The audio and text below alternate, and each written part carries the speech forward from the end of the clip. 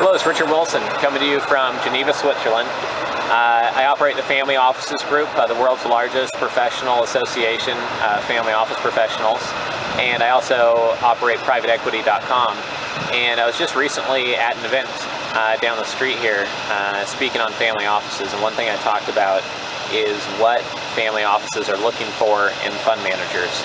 And I just wanted to give a real quick 2-minute summary of what family offices are looking for as private equity investors, so that those of you in the private equity industry can get a hint for what's important if you're trying to raise capital from the space. So if you don't remember anything else, there's a few things that you should definitely write down. One is capital preservation is the #1 and #2 most important thing that family offices care about. They don't want to lose their money, or as Mr. Wonderful would say from Shark Tank, Kevin O'Leary, don't kill my money. They know how to make money. They're typically entrepreneurs or have done well in the private sector side, but they don't want people losing their money. They don't want you to lose the principal. They care more about that than taxes, than high growth, than some new exciting idea, than anything else. These people are time sensitive, they are tax sensitive, they would like income and growth. The capital preservation part, I can't stress enough. Next, they want managers who are consistent, reliable, professional, and they want the most credible, well-known team possible.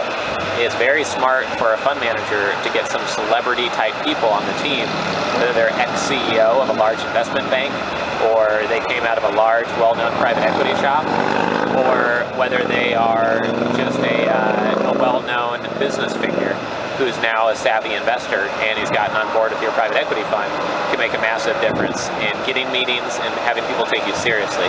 Because they know that, for example, if you had Richard Branson on your board of advisors, that you must be somebody who is of value, or you wouldn't have even gotten a meeting with Richard Branson, much less got permission to have him on your advisory board and work with him. So definitely, if you can pull that off, it's worth whatever time it takes to do that. Finally, the last thing to remember is that, or maybe not remember, the last thing to share is that when I speak to family offices, what they complain about almost more than anything else is that nobody listens to them. Nobody pays attention to what they're saying. They ask for materials, fund managers just don't get back to them. And there's a few reasons for this. Family offices are actually seen as very small investors by most private equity fund managers. They want to raise capital typically from pension funds, endowment funds, foundations, because you can raise 20, 30, 50, $100 million at a time. Most family offices are going to allocate $3 million, $5 million, $10 million, maybe $1 million or less if you'll allow them. And so a lot of private equity fund managers don't treat family offices very well. Family offices know that and are very annoyed by it. They just don't get serviced well after the money's invested. They don't get consistent reporting. They don't get somebody assigned to their account who is senior enough to answer questions on the phone, and they just don't get much follow-up. So if you give extra service and provide extra insight and extra help and resources to these family offices, they might refer you to other families and stay with you longer and be more loyal money to your private equity fund. So definitely remember that. So the most important things to remember is to think about capital preservation.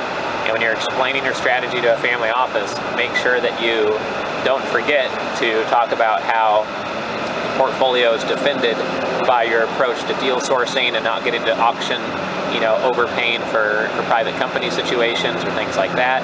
And then also just make sure that you take close notes on everything any family office tells you, and then always follow up, always follow through, and actually give direct answers and complete, concise, quick answers when a family office needs something that you're working with. So it seems very simple, but over and over again, the most experienced family offices complain about that, about private equity fund managers.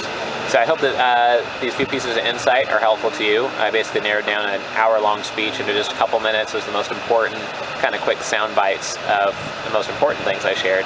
So I hope that helps. This is Richard Wilson coming to you from Geneva, Switzerland, and I'll talk to you again soon.